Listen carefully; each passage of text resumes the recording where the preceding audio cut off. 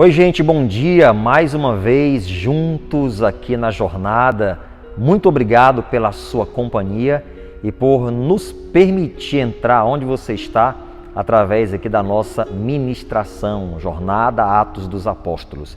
E obrigado também por estar compartilhando, estar nos ajudando a espalhar essa jornada tão incrível. Hoje vamos continuar no capítulo 2 de Atos, lá no versículo 14, que diz assim, Pedro, porém, pondo-se em pé com os 11, levantou a voz e disse-lhes: varões judeus e todos os que habitais em Jerusalém, seja-vos isto notório, e escutai as minhas palavras.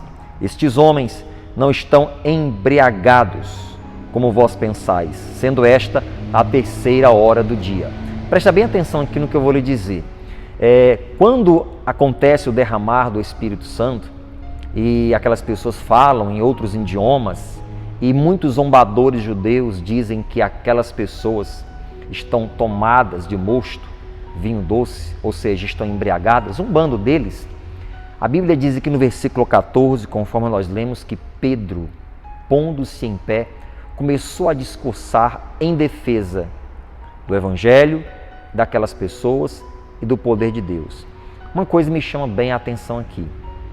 Pedro pondo-se em pé. Isso mesmo. Esse Pedro que se pôs em pé é aquele mesmo Pedro que um dia caiu, negando ao Senhor Jesus e voltando à pesca. Depois o Senhor Jesus foi lá e chama os discípulos para aquele momento de refeição e 3 vezes pergunta: tu me amas? Tu me amas? Tu me amas? Pois bem, quando eu vejo o texto dizendo Pedro pondo-se em pé, e ao final desse discurso, quase 3.000 almas se convertendo a Cristo, eu vejo um Pedro completamente recuperado. Um Pedro restaurado pelo poder de Deus, pelo amor de Deus e pelo poder do Espírito Santo. Antes era um Pedro que havia caído, que não tinha coragem de enfrentar quem tivesse que enfrentar e não negar a Jesus. Não. Um Pedro que se acovardou. Mas agora um Pedro com coragem, com ousadia, para dar a própria vida na causa do Mestre. Pedro aqui estava recuperado. Deus é muito mais do que especialista em recuperar qualquer pessoa. Eu quero que você saiba que se você caiu, ou se você está caído, se você se voltar para Deus, Deus Ele quer e Ele pode te levantar e te restaurar. Se de repente você perdeu a moral, se você perdeu a dignidade, se você por um ato de covardia, de medo ou qualquer outro motivo, você se afastou de Deus, você negou o seu chamado ou alguma coisa parecida. Se você se voltar para Deus, você pode ter certeza do que eu estou te dizendo aqui. Deus quer te levantar. Deus quer te restaurar. Assim como Ele fez com Pedro, que negou a Jesus.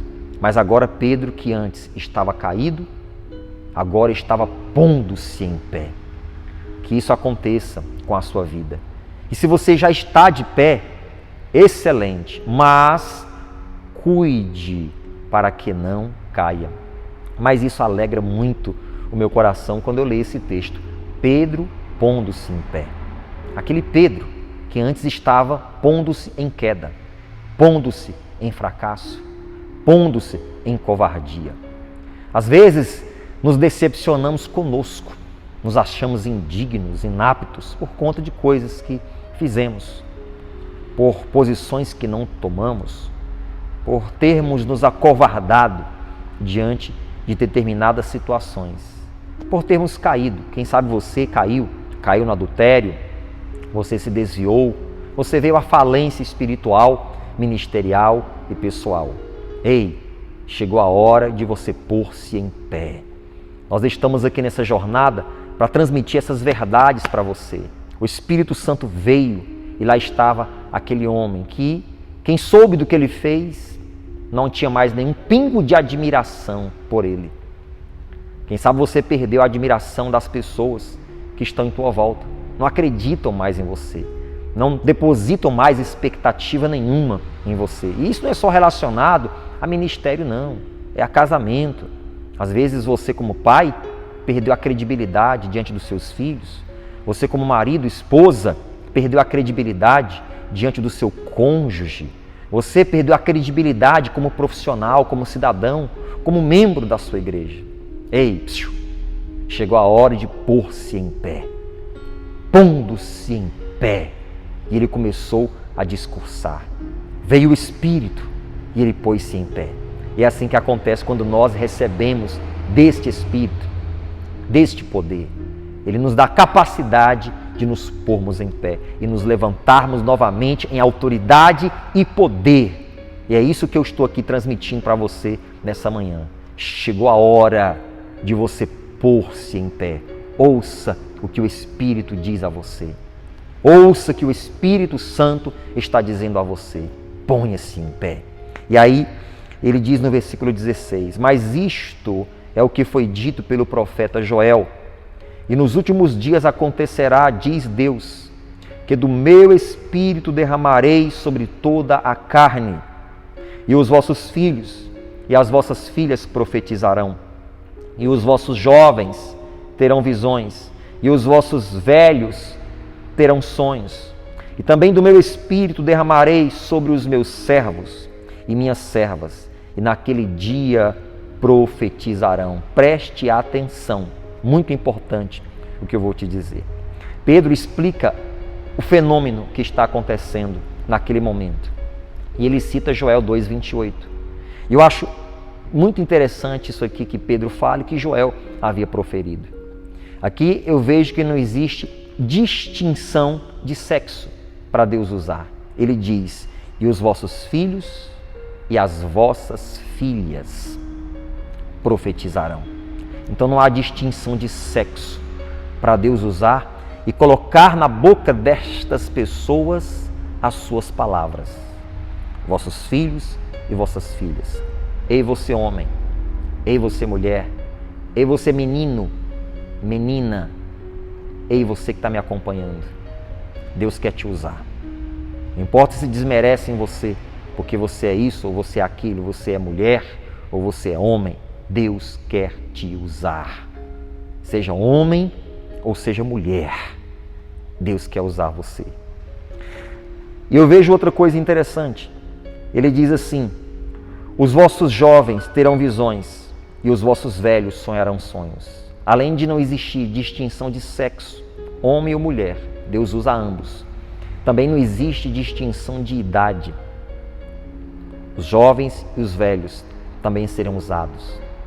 Os jovens dá para compreender, neles há vigor e força, mas às vezes os velhos são desprezados ou se sentem desprezados, incapazes de serem usados por Deus por causa da sua idade.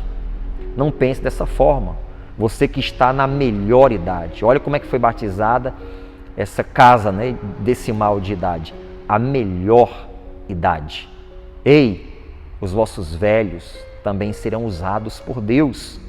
Então não pense que porque você tem uma determinada idade, Deus não conta mais com você, você não tem mais aquele vigor de antes.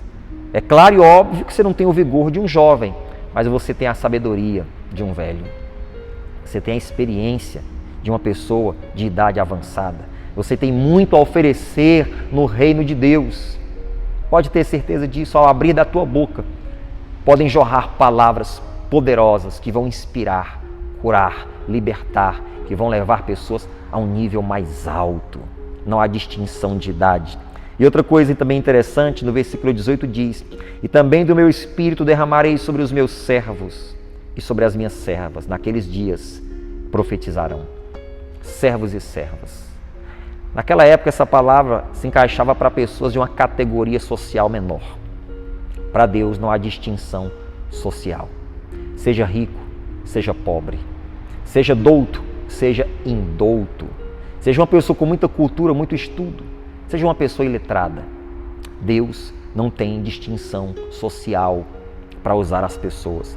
Nem distinção de sexo, nem distinção de idade. nem distinção social. Quando o Espírito vem, ele usa aquele que se entrega.